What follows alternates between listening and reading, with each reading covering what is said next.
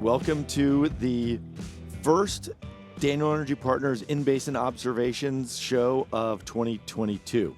I don't think we haven't done this for, 8-9 months. Yeah, we've been pretty lazy about it, but we need to get back on it. Yeah, well, we're not used to hearing our own voices, and so I think that's one of the problems that we've had. Yeah. But we are here at the NAPE conference, and we thought this was a really good opportunity for us to, bring back the podcast and talk a little bit about what we've been up to. That's right. So it's, where do we begin? I guess the last few weeks we've been pretty, tied up with our own event that we're planning on, and we're not going to steal any thunder from NAPE because this is a great event, but we've all been, focused on building out agendas and panel questions and registration stuff, and that we're almost finished with that. And I think the next thing is getting back out into the field. Yep, that's right. And so I know I'm sneaking over to Midland next week. We'll go look at a new frac unit, a new design. So I get a tour next week, and then the following week we do our event, as you well know, and then March I think is going to be pretty busy for our team. I think we're all going to be having to divide and conquer and get back out and kick the tires and see what's going on. Yeah, so it'll be nice. I mean, just like you said, we've all been doing exactly what we don't want to do around here, which is sit around behind Excel, look at things, try to organize stuff, and really you especially want to get back out, kick tires, see some new stuff out there. So I think you'll be seeing more of our notes coming out about trips to Midland. Like I said, we'll do that. I know we need to get up to Pittsburgh and see some of the Marcellus players. East Texas is just a hop, skip, and a jump away, and so that's a quick drive up for some meetings. So we'll be doing that here pretty soon. Well, I mean, it's really nice. Like the last year, this time again, we were getting ready for our event, but oil was not at $90 a barrel. The world was a very different place. So it is nice, just like you're saying, getting out and actually talking to our service friends with some good news or at least some positive news. Yeah, and you're starting to see it, just looking around here at NAPE, how many people are here. I think we heard today that as many as 10,000 people had come, and something along the lines like 40% are first-time attendees. Yeah. So you're seeing, more people out and about, which is a positive. And then you've got, just from our own business, and this, we're starting to see more people make inquiries about subscribing, which is great. We love the support. Yeah. And or sponsorship opportunities. And I think that's just an indication of greater confidence in their own respective business that they're willing to do more. And it's not just the service companies. We're seeing it from E&P companies as well. Yeah. And so all around pretty upbeat. And I think, we have been listening to a number of the Q4 earnings calls. We're, in the initial stages. Yep. Several of the service companies have reported, and a couple of the bigger E&P companies have reported. And again, you can hear it from the tone of the conference calls. The mood is much better. Right. The E&P companies are generating tremendous levels of free cash flow, which has been expected. Right. And many of them will increase spending on a year-over-year basis in 22, which is good. Yeah. Well, that's a good point. Let's get into that a little bit. Like, again, we've been around listening to conference calls, not kicking the tires lately.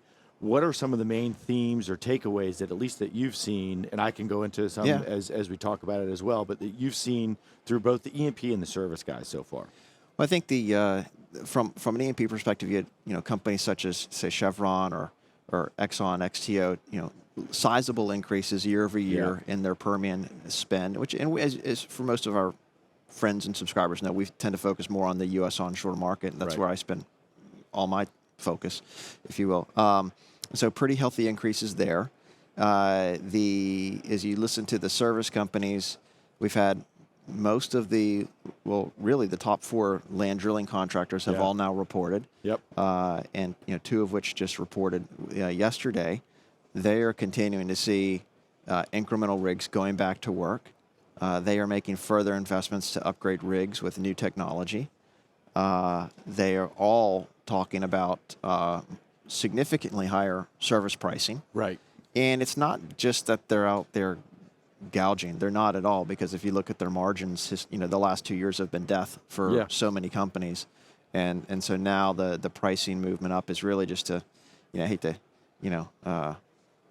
quote Obama here and say you're paying your fair share or whatever the quote was. But you're seeing sort of a bit of a redistribution that's starting in the early stages, and so optimism on price and expectations that price go higher. And so I think you're going to, to me, it looks like you'll continue to see faster relative movement upwards on the rig count. Completion activity is still stable to improving. Right. Most of the frac companies are, most of them are committed to not deploying more crews. Right. Because I think that the need to get margins up is real. But you like two things within there, right? I mean, the talk, at least late last year on the pricing was always, it's all labor related. You need to pay all the guys. You're not hearing that quite as much. It's kind of, it's still there, but it's like, it's not that we need to go up 10% because we just don't have the ability to do it now. And it's both. You had a lot of in the back half of 21, it was the challenges with labor, and labor is still a big challenge. Yeah. But you had, the inflationary cost pressures was something that we weren't the only ones writing about it, but it's a real deal, and they need to recoup those costs. And so that was the pressure on pricing.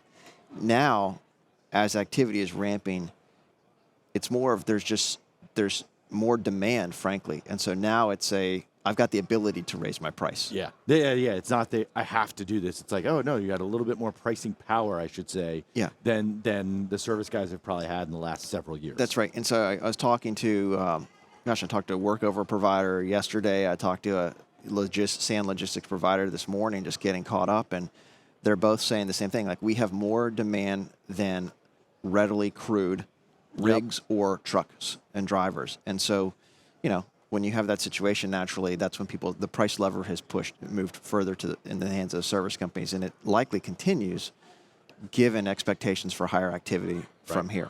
Right. And so, and then the other thing that has jumped out is we've seen there continues to be talk about M&A. In the service sector. Everybody knows that deals need to happen. You've started to see some deals materialize. Well servicing has been one of the more active spots. That's right. And then pressure pumping, we've seen a couple deals. And so, I don't know, I think that continues. We talked to one of our banking friends the other day, and, engagements and backlog is good. He obviously can't say what he's doing, and I don't want to know, but you can ask questions. Are you busier today than you were a year ago? Right. Right. And they're not talking, again, we're kind of being general here, but they're not talking about like, here are all the roadblocks to these deals happening. Right. People are more open to them, which is, at the end of the day, really good for the service guys. I think that's right. And I think that to the extent there is any roadblocks today, it's probably lack of liquidity. Yeah. As opposed to egos or but we'll see. Yeah. So like, look, those have seemed to be some of the big themes that we've talked about. Another one I wanted to hit on a little bit was, and you mentioned it in the note last week, is the DUC inventory. And a lot of people have talked about this for a while, just continues to creep down, which, kind of, what does that mean in the future? Right. And I think what happened is, we were, sometimes you have to acknowledge when you're wrong. And back in the fall, we started writing about the DUC inventories declining and what the implication would be for completion activity, thinking that if you run out of DUCs and you don't have anything to complete, then frac activity could go down. And so anyway, then as we wrote, we were out in Midland a couple weeks ago and met with some of the E&P companies, and some of them, these are all smart dudes, brought up the whole DUC inventory. Yeah. And what could it mean? And so what was interesting is I asked the question to them. I said, okay, well, where are your DUCs, right? Yep. Oh, we don't carry many. We don't need to carry many. We're just in time fine. And then you ask them the question, well, are you likely to drop crews later this year because of declining inventories? And they're like, no. In fact, we might have to pick up a spot crew here or there. Right. And so I went through and I asked several of the companies about this, and I didn't have anyone say, oh, yeah, we will be dropping a crew because we've run out of inventory. Right. And so, and then the other thing is when you look out there, and again, I'm focusing just on the Permian right now, but there are a lot of new names on the E&P space that I've never heard of before. Yep. Right. And perhaps we're too prideful, but we like to think that we know what's going on, and then you find out, oh, there's these 10 companies, you had no idea who they were. Right. You realize just how big this market is. And well, and then looking around here, right? I mean, there are a lot of different names here, but there's some, just like you were mentioning earlier, 40% new people here. A lot of that means new companies on the E&P side. And that's right. And so when I was out there a couple weeks ago and I was looking at who some of the names were, admittedly, I don't know them and I don't have details exactly on what their plans are, but they have picked up a rig. Yep. Well, if you've picked up a rig, you're probably going to complete the wells, particularly if WTI is at $90, right? So, there's a segment of E&Ps that we don't know very well yet that likely will be completing. So I still feel positive about the frac market. I'm not worried about the DUC inventories causing a rollover in completion activity this year. And I guess a little plug on that, E&P companies that you don't think we know or don't know us, please reach out. We'd love to talk to you. Yeah, that'd be great. So, and then what else? In terms of go ahead. No, you're good. I was trying to go through some other items on there. I mean, we've hit a couple of the big ones on what we're seeing in Q4. Q4, yeah. I guess the question is, what do you see for Q1 next year? And now that Q4 is baked, it's done. What are you kind of hearing on how people are going to do in 22? Well, one of the questions we've asked several of the service companies is, everyone, we all are one big family in this energy community. We all talk to everyone, and the term you hear used a lot today is we think we're in the beginning of a multi-year upcycle. Yep. I hear that from E&P companies, service companies, and I hope that we're right. Yes. But the question is, if the E&P companies really believe that we're in a multi-year upcycle, wouldn't they then want to go out to the service companies and lock in capacity for more than, say, 6 to 12 months? Yep.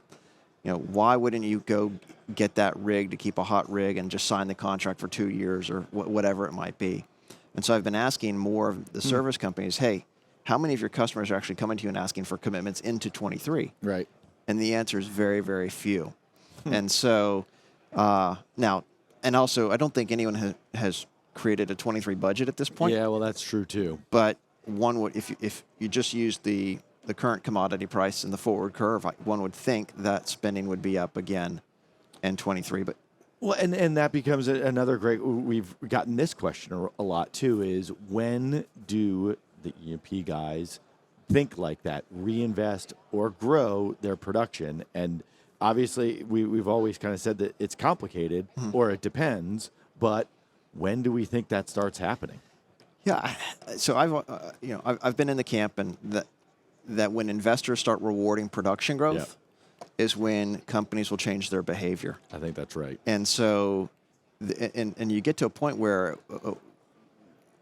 the commodity price, the returns are so strong, like when do you see that pivot? And I don't know when that's going to be. There are a lot of other people way smarter than us that have kind of planted their flag on that. Yeah. And it's really, I guess we've all been so burned by, making calls or thinking like, hey, we know what's going to happen in 6 to 12 months and been totally wrong, right? And that it's hard to say anything. But it's this point, with some of the public E&Ps that we visited with, recently, they continue to maintain the notion that the budget is the budget. Right. So if they've already guided their 22 CapEx, they're probably not going to deviate materially from it. Now there might have to be some adjustments to reflect rising service costs. I think that's my impression from talking to E&P people in the back half of 21, because some of our clients are E&P supply chain folks and they're great people, but there was pushback on the service cost inflation that we were writing about and the expectation.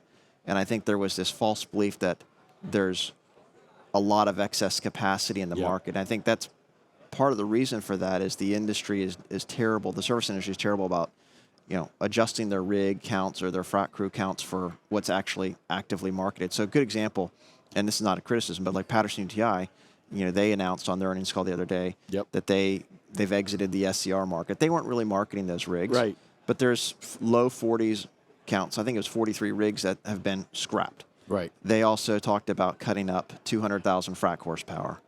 And the well service rig business, which gets a lot less visibility today because there's really no public companies besides Ranger. Right. All of them have been actively decommissioning rigs. And you can go look at some of the videos. Key Energy just put out a video where they're destroying Yep. their rigs, and Brigade Energy Services has done that. And so what the service people need to do is really sort of adjust, frankly, how they report their assets, because right. you do think that there's more equipment out there that can work than it really can. And a lot of stuff's been picked over and cannibalized. And then it goes back to the labor situation we hit on earlier. You just can't find the people. Right. And so, but that's been one of the things that you've seen in earnings season so far, is a little bit of cutting up of stuff. Yeah, and look, it's been an interesting earnings season. Again, we've got a lot of positive thinking out here. And with $90 oil, we've got a really good, relatively speaking, rig count out there, so that makes people feel good. And it looks like more and more people are, getting to a comfortable place, even in the service world. I think it's getting better for sure. And so I don't. There's not the fear, certainly not the fear that we were seeing, 12 to 18 months ago. It's a much better mood. Cool. And then I'm trying to think of what else. The other thing that some of the more recent anecdotes that I find interesting just still relate to sand and logistics. Yeah. And I've had multiple people from various parts of the oilfield food chain commenting on that right now there's the shortages that exist in the Permian are having a continued disruptive effect in terms of your inability to get drivers, your inability to actually get new tractors. And, one of the logistics providers just made a comment to me this morning. He said, if you have to go buy a used tractor, it's more expensive than buying a new tractor. Yep. And you can't get the new tractors right now because they're not readily available. And so new orders have been pushed to the right. And so and then some maintenance issues with some of the mines. They're not able to, essentially produce what their nameplate is. Right. You package all that together, you're having issues getting, sand. If you can't get sand to location on a timely basis, it disrupts the operation, et cetera. And so, but I've had that. I've had frac companies and sand logistics providers sort of lamenting that challenge right now. And so that's been one of the more topical. Yeah. So like you're hitting a little on like headwinds. Sand logistics, it's one of those bugaboos that's always been there, right? And it's rearing its head right now. Yeah. Any other kind of headwinds that we're kind of seeing out there? It's mostly on the logistics and the labor front.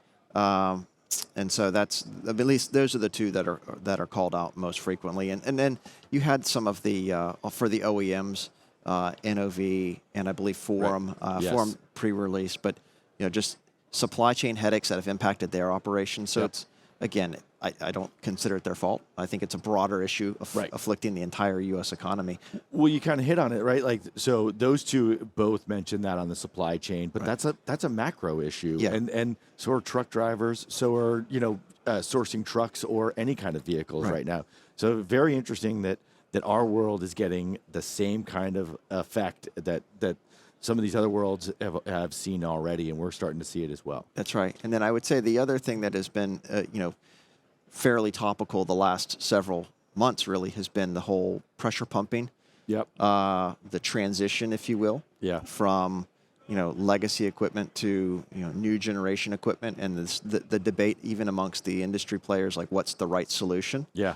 And I have absolutely no idea what the right solution is, because I've noticed different, when you see all of the companies having customers using their solution, it tells me something, they must all work in some form or fashion. So I'm not, but the big question is who has the best emissions and so forth. And anyway, the long and short of it is you're still seeing the transition to new generation equipment. Right. BJ, multiple contracts, Liberty, they've got their 2 digifrac fleets coming. Yep. You've got leaders in Tier 4 dual fuels such as NextTier, ProPetro, and Liberty. There's just there's a big push there, and I think that will continue. And it's it reminds me a little bit of the transition back when I started in the business, mechanical rigs to SCR to AC. Yep. And it feels like that is playing out. And if we go back and look at where we are today on the rig side, you don't really see look at what Patterson just did. They're cutting up all their SCR rigs, right? You wonder at what point do we get to the frac world where you kind of blow up majority of the legacy equipment. Oh, yeah. I don't think it's saying that, and it's not the next year or two, but it feels like that's what's eventually going to happen. Yeah, look, that was a longer process on that work over on the rig side, right? But as we've seen on this transition for anything right now, it seems like those kind of changes are just moving faster. That's right. Whatever it is, in terms of timing, who knows? Yeah.